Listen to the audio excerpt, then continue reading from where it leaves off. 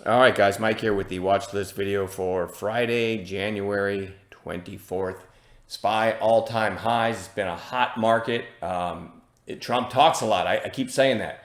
People, when I say Trump's going to make day trading great again, people think I'm like disillusioned that he's going to pass some legislation to help day traders. It's not at all what I mean. I mean, I traded over the 4 years, the last 4 year term he did, and he talks a lot, right? And he moves sectors. So it's been really good. Let me put this up for new members. Pause the video and read that, please. Here's an example from today. We need more of this, guys.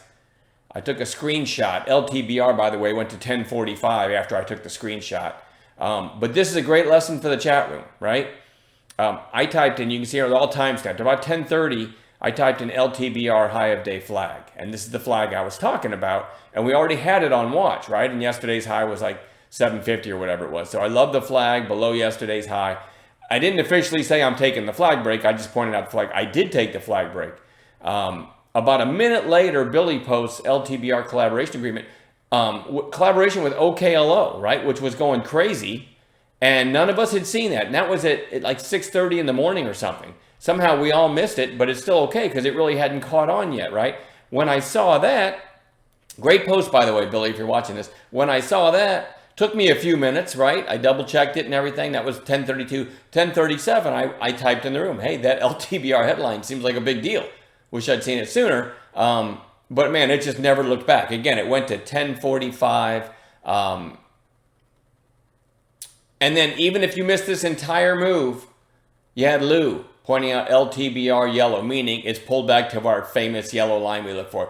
Even if you took it there, right, somewhere around 880, again, it went up $1.60 from there by the time it went to 1045. So great teamwork. We got to get more teamwork going. I love that. I had a great trade in that one myself.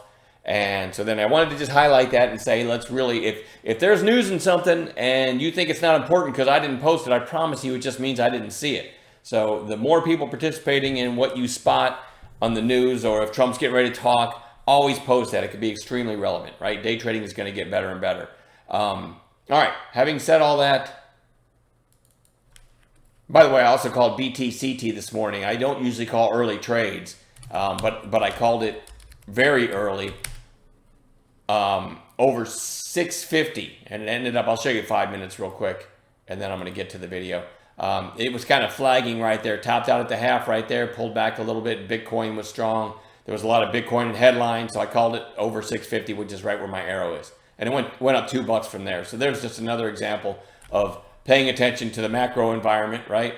Let's go to the daily and talk about what we're watching for tomorrow. I don't have a big list, but that's okay because we'll add gappers in the pre-market like we always do. LTBR certainly extended. I would like that one and the baby nukes to all pull in a little bit, but it does go on watch. BTCT because of Bitcoin goes back on watch. RKLB had this breakout a few days ago, quiet inside day, and now back to new all-time highs just like that. It's extended, but it's strong, so we're going to watch it. BDMD, I wish it would have closed closer to its highs, but it's still kind of interesting.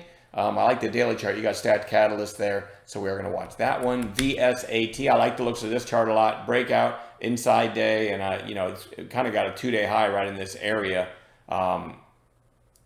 Really like the looks of that one. SMR is one of the baby nukes. It's lagging OKLO and NNE, so that's why it's the one that I put on watch. Recent high of 32.30. Nice push today. You could also have the others on, but that's the one I've chosen just because it's lagging a bit. CRSP, big rip yesterday, inside day today, looking for a third day play. BLBX, looking for a third day play, big rip, quiet inside day. ALUR on Gap Watch tomorrow. Had a late day pop on actually a nice sounding headline, and then it halted. So then in after hours, it went to 788. Right now, as I'm talking to you, it's trading at 640. So that one will be on Gap Watch if it's still gapping. EVAX also had a late day pop. There's a good lesson here too, by the way. There's 5-minute candles. So let me see if I can figure out how to do this. All right, so that was the end of the day, right? So it did this big pop, pulled back, but kind of a strong close after that, and then let's pan out. So when you have that, a late day pop, a lot of times you get an after hours pop because it popped late in the day.